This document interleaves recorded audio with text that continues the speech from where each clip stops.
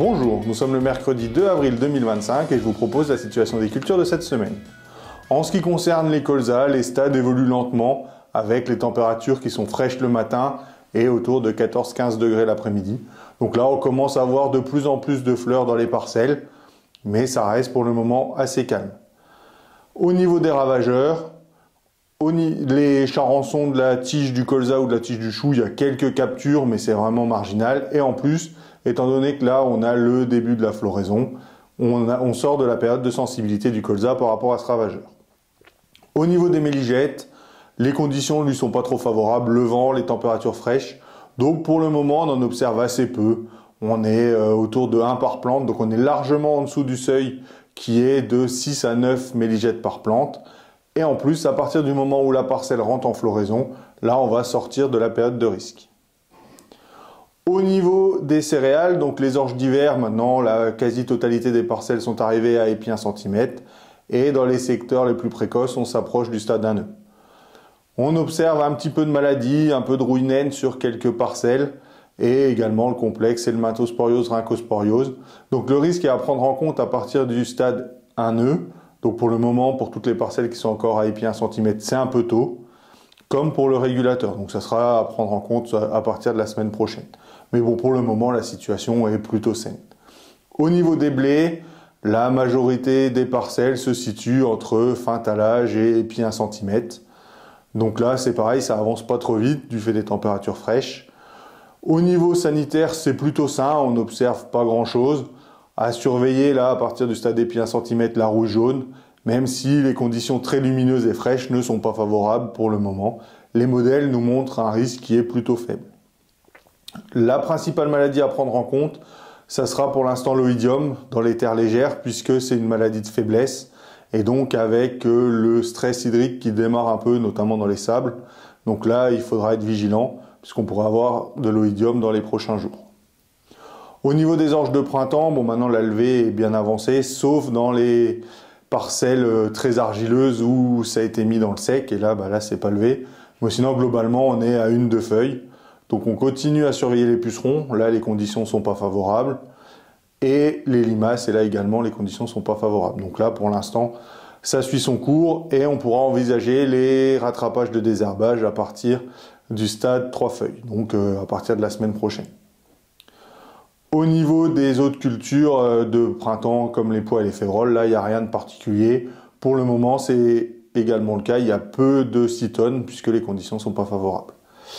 Avec le temps sec, là on peut être tenté de semer son maïs ou même son tournesol. Donc là c'est clairement trop tôt puisqu'on est sur des températures de sol à peu près de 5 degrés à 5 cm. Donc là on va avoir des parcelles qui vont végéter, des levées qui vont être très très longues et donc ça va être le festival pour les corbeaux. On observe énormément de corbeaux dans la plaine. Donc là, une fois qu'ils vont trouver les parcelles, ils vont les attaquer. On sait que pour limiter le risque, il faut que ça démarre rapidement. Donc on ait des sols qui soient bien réchauffés, au moins à 10 degrés.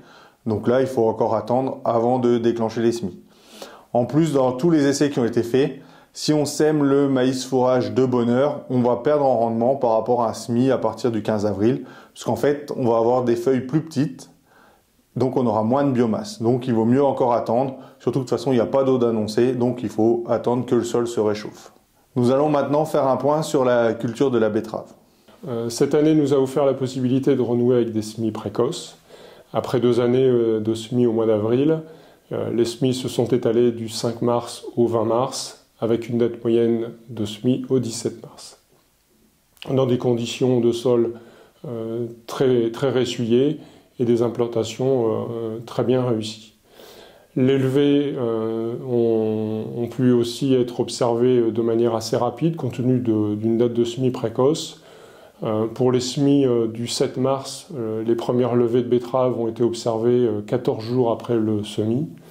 Et pour les semis de la deuxième période, du 17 mars, c'est même uniquement 10 jours qu'il a fallu avoir pour avoir les premières betteraves. Ce qui nous fait des levées relativement rapides pour la saison. Malheureusement, un certain nombre de graines sont restées dans le sec, notamment dans les zones plus argileuses. Il est encore trop tôt aujourd'hui pour évaluer la surface, mais ce sera le petit bémol des levées de 2025. Par la suite, donc c'est maintenant le désherbage qui prend la suite de la conduite de la culture. Les premiers semis donc, du 7 mars ont reçu leur premier désherbage de poste la semaine dernière, avec les premières levées d'adventices. Et cette semaine, c'est autour notamment donc, de la deuxième période, des semis du 17 au 20 mars, qui vont recevoir aujourd'hui leur première application, je pense, d'ici la fin de semaine. Compte tenu des conditions météo et de conditions sèches, il faudra renforcer les doses de produits de contact, notamment donc, le bétanal, plutôt viser les 1 litre, 1 litre 1, et le tramat, les 0,2 voire 0,25. Bien évidemment, ils seront complétés avec les produits plus classiques type racinaire, donc des produits à base de Kinmerac comme le Goldtix Silver et le Kejiro dès que l'on va viser des ombellifères, donc notamment Amimajus et Étuse, et puis plus classiquement du Goldtix, de la Métamitrone et du Vanzar, donc le Lénacil, pour des adventices de type colza, Kenopod, Mercurial et autres. Le Centium n'est à réserver qu'à partir du T2 pour des sols de limon. Le dernier point, c'est la partie azote. À cette période-ci, une fois que les betteraves sont en cours de levée, aucune application d'azote n'est à réaliser. On reprendra ceci pour les parcelles qui le nécessitent à partir du stade de feuilles, mais nous en rediscuterons lors de la prochaine intervention. Merci et bonne semaine.